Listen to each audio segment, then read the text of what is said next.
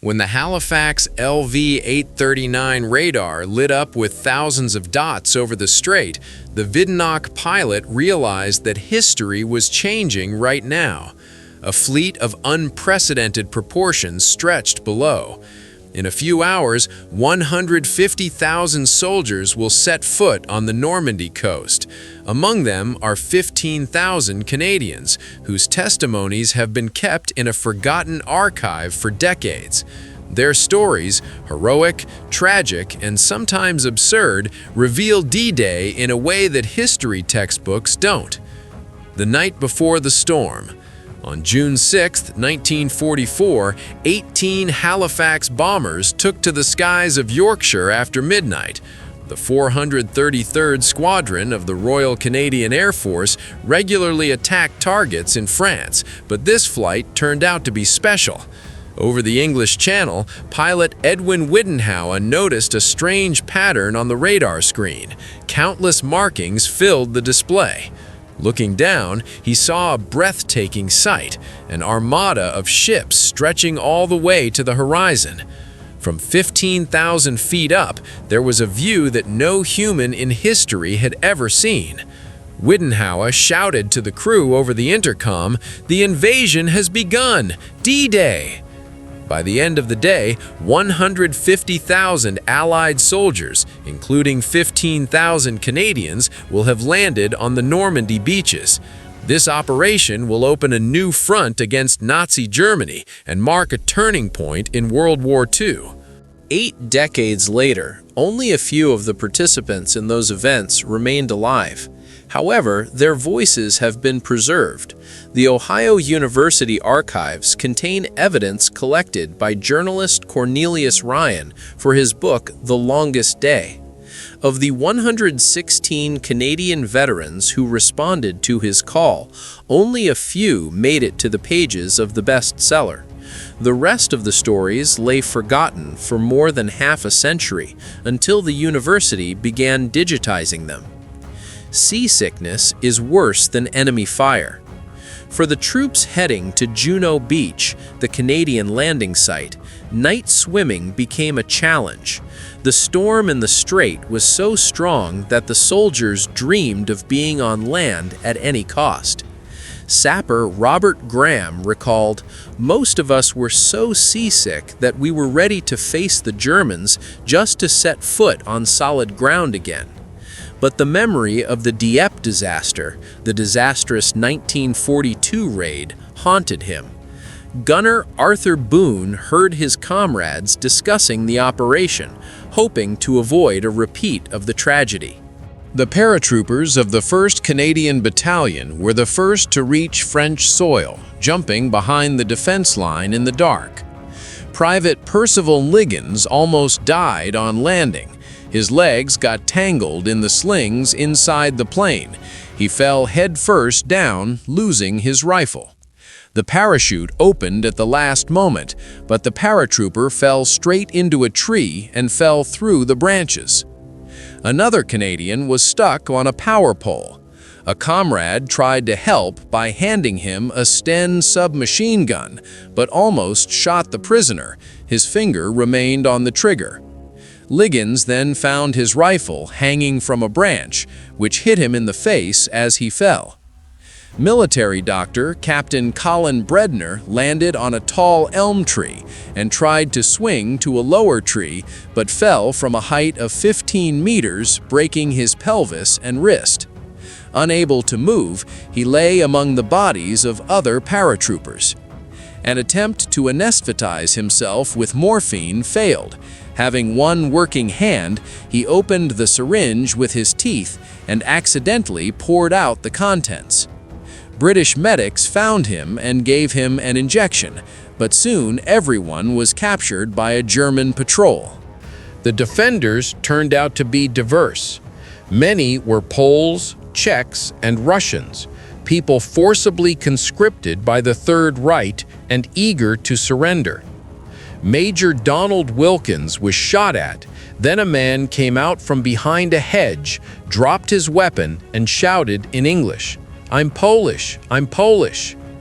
One Frenchman volunteered to accompany a group of paratroopers despite his wife's protests. Private Bill White said, "He was young and considered it a duty. A German patrol attacked us almost immediately. He was killed instantly. We didn't even find out his name, so we had to leave the body and move on." At 4 in the morning, the destroyer HMCS Algonquin, under the command of Lieutenant Commander Desmond Pierce, reached the coast in the dark. The coast was illuminated by rockets, shells, tracer bullets. The paratroopers fought. Aircraft bombed the fortifications, he wrote. After a painful voyage, the amphibious troops saw an amazing sight at dawn. The fighters were circling above us.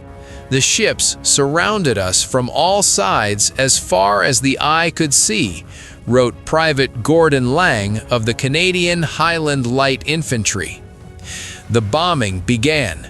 We fired volleys at the coastal fortifications, demolished all the houses on the embankment, potential sniper positions, said Lieutenant Commander Pierce. He watched as the Royal Canadian Engineers sappers were the first to reach the shore, clearing the barriers, metal beams, barbed wire, mines, ahead of the main forces. Powerful bulldozers were destroying coastal obstacles, competing with the tide. Sappers cleared the sites. The German pillboxes that survived the bombing bombarded the shore continuously. The buildings were burning with bright flames. Sapper John Schaumeyer landed in the Nass Red sector. Their task was to destroy obstacles at low tide, but the storm delayed the landing. Now the cold rising water made it difficult to set explosives. "We did what we could. We made a narrow passage until the tide covered the mined barriers," he recalled.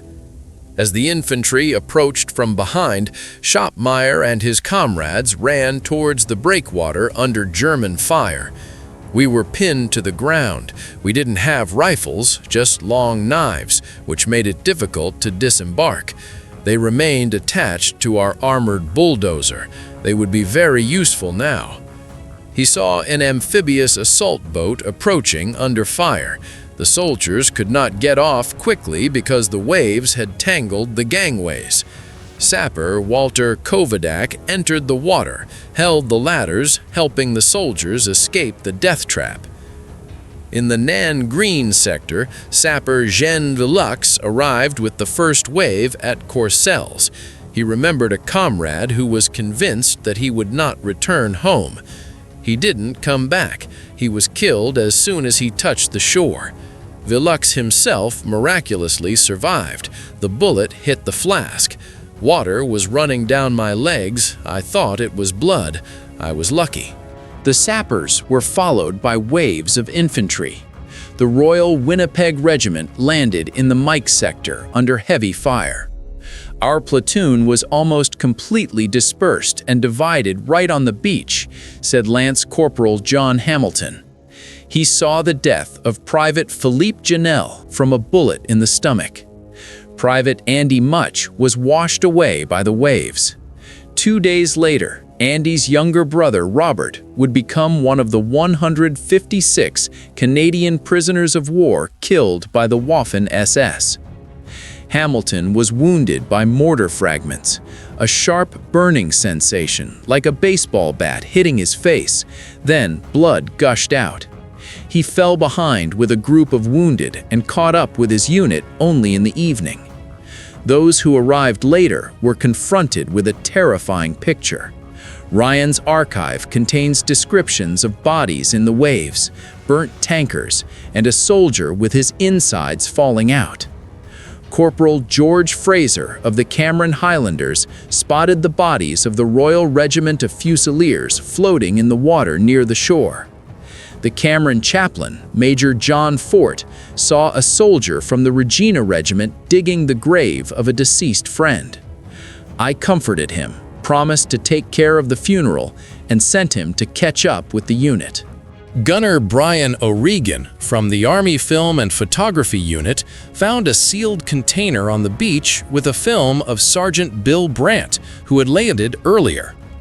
Deciding that my friend was injured, I searched for him among the dead and wounded, and only much later I found him alive and unharmed, O'Regan said. He sent the film to England. These shots were the first shots from the Normandy beaches, were shown in the world newsreel, and still show the iconic scenes of Canadians jumping out of boats. Private Stewart from the 22nd Medical Detachment arrived with the North Shore Regiment to provide first aid. According to the military diary, they worked under continuous fire, losing 2 orderlies killed, 1 corporal seriously wounded, and Stewart himself was wounded in the nose. He saw a speeding Canadian tank run over several soldiers and rip off an officer's arm. Leaning against the breakwater, the officer asked to get a liter of whiskey out of his backpack and share it. He took a sip and handed it to me. I was preparing whiskey for another wounded man, so I took the bottle and passed it on. I was so excited that I didn't even look at her. Moving deeper. Subsequent waves brought reinforcements. The Canadian Scottish Regiment, the De La Chaudière Regiment, and artillery mounted on M7 Priest self-propelled howitzers at the tank base. Corporal Fraser watched as Chaudier's men destroyed the German pillboxes. They encountered a sniper in a church steeple. One soldier shot him down with an anti-tank grenade launcher. One shot solved the problem. For the North Shore troops, the advance was overshadowed by the death of their beloved company commander, Major Archie McNaughton, a World War I veteran. In Tailville, Captain Joseph LeBlanc reported difficulties in combat. The major smiled and said in a fatherly way that he would help. These were the last words of this wonderful officer. He died soon after. To the west, the self-propelled guns of the 14th Field Regiment on Priest were advancing beyond Bernières-sur-Mer when they were ambushed by a German 88mm anti-tank gun. 3 Priest vehicles took direct hits, turning into a mess of burning gasoline and exploding ammunition, said Junior Bombardier Francis Davis. There was a powerful explosion on the right. 3 columns of black smoke rose above the trees. A burnt piece of paper floated out of this hell and fell next to me. It was a page from an Army pocket New Testament with the name of a popular artilleryman named Clark engraved on it. Davis probably got his name wrong. No one with that last name died on June 6th.